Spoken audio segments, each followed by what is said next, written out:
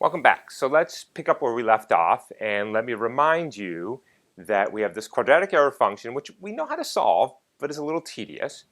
And I've taken this inner part here, the deltas, just the individual deltas, and I've expressed them using this linear algebraic framework. My two unknowns MB, I've packed in my x coordinates, I've packed in my 1, so I've got m x1 plus b minus y1. That's delta 1. Next row of the result of this calculation is mx2 plus b minus y2, that's delta 2. And so if I compute this matrix algebra, I will get a single vector, delta 1, delta 2, delta 3, down to delta n. So that's the inner part here, but now I've got to square all those and sum them all up. Well, let's see how to do that. All right, let me add a little bit of notation here. Let me call this big matrix here, this n by 2 matrix, big X. Let me call my unknowns, this little 2 by 1 vector u for unknown. And of course, we'll just call this vector y. Notice again, matrices are capital letters, vectors are lowercase letters with an arrow on top. And this whole thing is equal to, I'll call it the vector delta, where each component of that vector is the ith component of the error function. Good. So let's agree that what I'm doing here in terms of this, I'm going to just rewrite this in notation, is I'm summing up all the delta sub I. So all I've done here is I've replaced mxi plus b minus yi with delta I, and then I'm squaring that. Yeah, and where delta I, of course, is just mx1 plus b minus y1 for the ith term. So that's what I want to do here, and now I need to sort of get this thing into that form. Let's see what's going to happen now. Well, what is this? Let's see. So what am I doing here? I'm saying I'm gonna let's see, multiply delta 1 times delta 1, so delta 1 squared. And I'm going to add that to delta 2 plus times delta 2 squared, and so on and so forth. All right, so let's look at this vector right here. Here it is over here. So what is it? It's just, let's do it as a row vector here, and here it is as a column vector. So it's delta 1, delta 2, up to delta n. And what have I written here? I've written the same thing, but in column forms. So what happens if I multiply that row vector times that column vector? Well, let's see, do the vector dimensions work? Sure. This is 1 by n. This is n by 1, and I get a 1 by 1, a scalar. Well, what happens? Well, I'm going to multiply delta 1 times delta 1. Delta 1 squared, plus delta 2 plus times delta 2 squared, plus so on and so forth to delta n times delta n squared. So this inner product, rather, or dot product between this delta vector, which is just that right there, and itself gives me the sum of the squares. Beautiful. I didn't actually have to do that much work. I just take this vector, I compute its transpose, I multiply it by itself, and I sum the square of the individual elements. Okay, so now I'm just about home.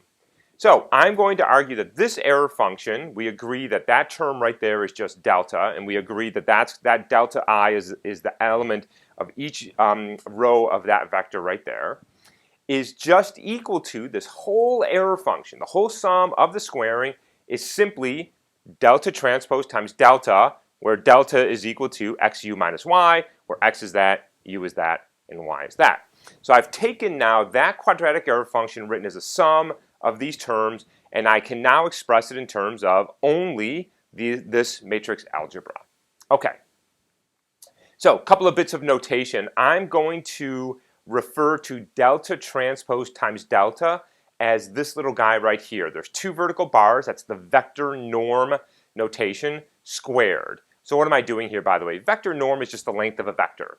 It's the square root of the sum of the elements. So just imagine computing the distance between the origin and some point out in space. Yeah, you just sum the square of all the elements, you take the square root, but I've got a square there because I don't want the square root. I just want the sum of the squares of everything. So I'm going to denote delta transpose times delta as vector norm squared. So whenever you see these two, they're equivalent. It's just slightly different notation because this is summing the squares and then squaring it to get rid of the square root, and this is, of course, summing the squares.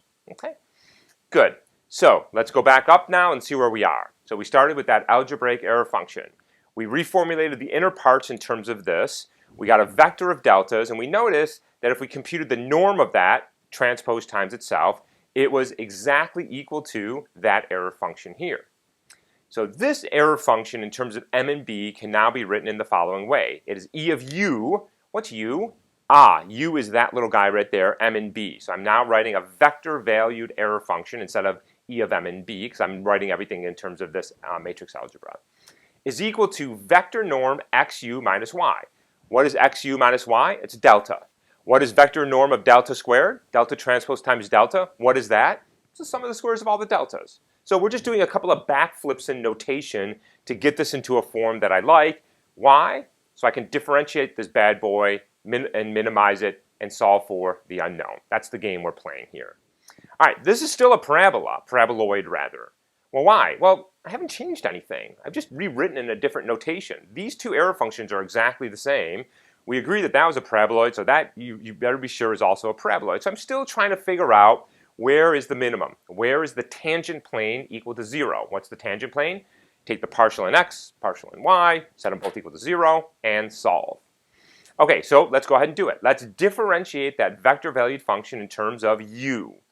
Now, I'm not going to completely unpack this because it takes a little bit of time, but let me just tell you that that derivative is just a vector with the partial with respect to m and the partial with respect to b in it. Of course it is. That's what we were computing up here.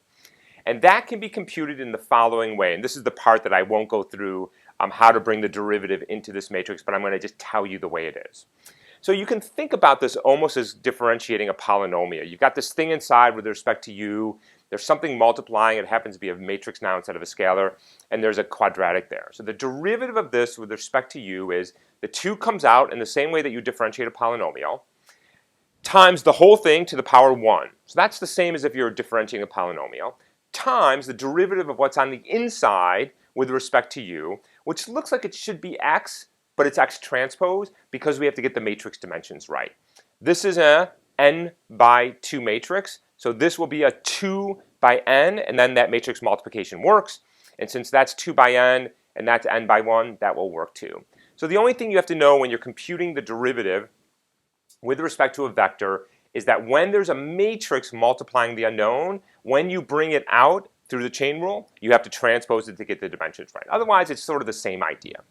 Okay, so why is this? This is great, first of all. Look at how easy this derivative was. I didn't have to slog through expanding this thing out, solving for b, solving for m, back substituting in. There it is right there. And notice, I didn't have to do really much of anything. That's the closed form derivative of that quadratic error function. So now what do we want to do? We want to set it equal to 0 and solve. Sure, that's what we want to do. We want to do the partials with respect to the unknowns equal to 0. All right, let's see what we've got here. So first of all, can we agree we can drop the 2? Because if I divide both sides by 2, there's a 0 there, so that goes away. So the 2 is irrelevant. All right, let's factor that x transpose in. So it's x transpose x times u, that's that term right there, minus x transpose times y. Convince yourself that the matrix algebra works. 2 by n by 2. That gives me a 2 by 2. That's a 2 by 1. Good. This is a what? 2 by n times n by 1. That will give me a 2 by 1. And then that, of course, that should have a little vector on top because that's actually a vector with 2 zeros in it. So what do I want to do now? I want to solve for u. What's u? My 2 unknowns. So there's something with u in it. There's something without u in it. So let's get that over on the other side. That's easy to do. Just add that vector to both sides. So now I've got x transpose xu is equal to x transpose y. What is that? It's a little 2 by 2 matrix. And we just said that thing. So x is n by 2. X transpose is 2 by n. 2 by n times n by 2 is a little 2 by 2 matrix. Can I invert a 2 by 2 matrix? Well, if it's invertible, sure. But square matrices, fine, no problem. So I can simply invert that matrix. So that is going to be x transpose x inverse. And I've solved for u. What is u? It's my slope and my intercept. Done. So look how clean this is relative to the previous formulation where we had to slog through that quadratic error function, expanding it out, getting all the terms together, and then back substituting in. Once I've written this in the matrix algebra, the differentiation was extremely simple. And I agree, I brushed something under the rug right there, but we're not going to have to worry about that. You're going to have to trust that that is the right way to take derivatives of these vector-valued functions. And once you trust that, then it's extremely easy. Do the derivatives, multiply the matrix through, everything on the right-hand side that doesn't belong on you end up with a little 2 by 2 matrix, and you solve. And that right there is the least squares solution for slope and intercept. Okay. Now the great thing about what we've just done is that it extends very naturally to more unknowns. So when we come back, we're going to do a drill, both a little bit of writing out some math and then implementing it in Python. So get ready when you come back. We're going to do a drill. See you in a few minutes.